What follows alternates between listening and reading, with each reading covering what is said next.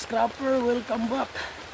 So, it's a rainy morning mga ka-scrapper. Ang gagawin natin ngayon tatapusin natin tong kulungan ng manok at saka yung pabo. May ginagawa tayong kulungan ng manok. So, kulungan ng manok at saka pabo. So, tatapusin na natin mga ka-scrapper ito. So, maliit lang to. Alright, so maula na kaya ginagawa natin ng maliit na bahay. So ayan mga ka-scrapper, tatapusin na natin.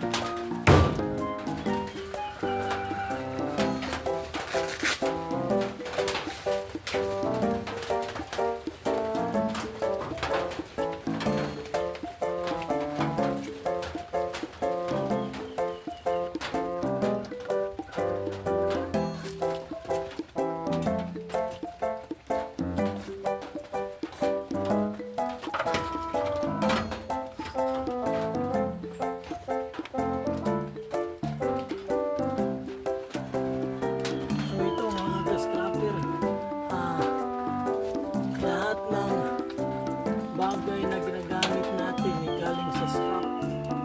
Kaya tagpi-tagpi. Scrap lang ito mga ka-scrapper ha. Tagpi-tagpi natin. Wala tayong pambili ng bago.